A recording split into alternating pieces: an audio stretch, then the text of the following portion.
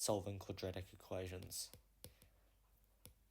There are three ways we can solve quadratic equations, and the simplest is factorisation.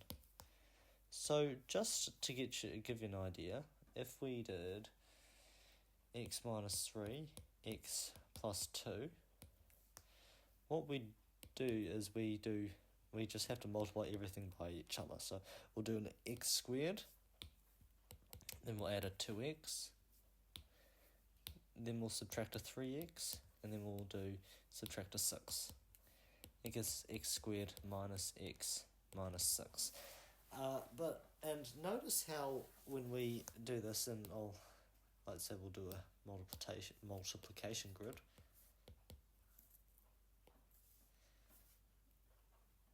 This c term, the one without any x, is these two things in the brackets multiplied by each other. And then the coefficient of x is just this plus this.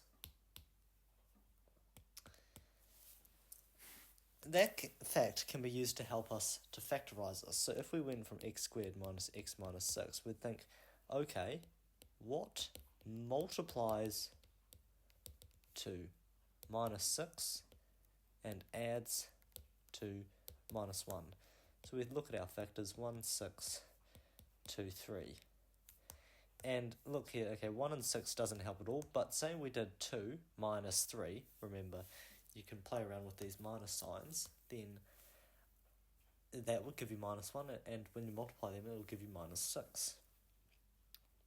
So that's why we'd write this out first, and then we'd be thinking, okay, what multiplies to minus 6 and adds to minus 1?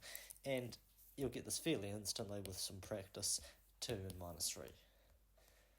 And say it said this was equal to 0, then you say then that would equal to 0, and because anything multiplied by 0 is 0, that means one of these has to be 0. So x plus 2 equals 0, x equals minus 2, or x minus 3 equals 0, and x equals 3.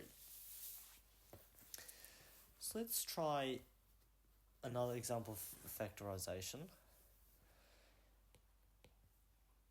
X squared minus 2x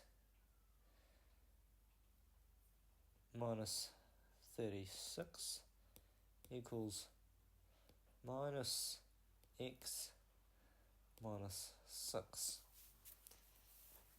The first thing we'll do is move everything to one side. So we go x squared, we add the x, so it's just a minus x, and then we add the 6, minus 30, that equals 0.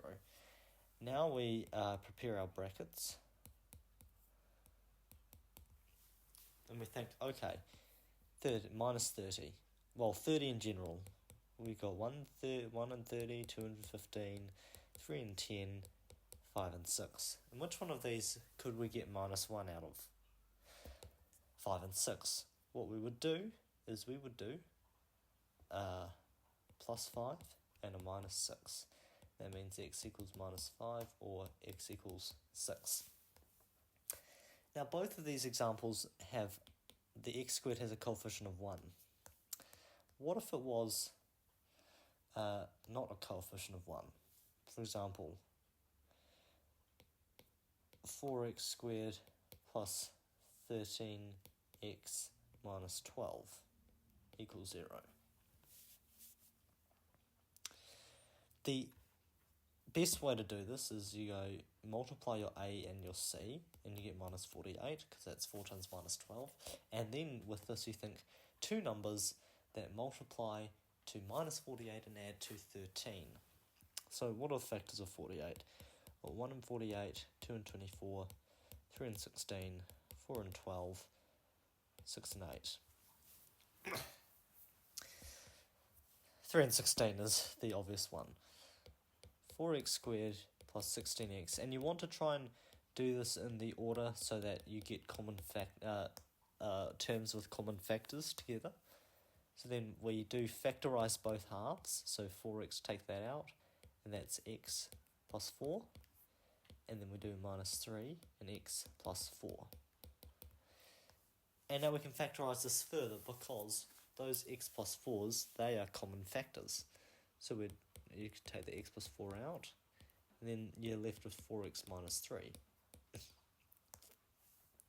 Conventionally, you should write it in this order though.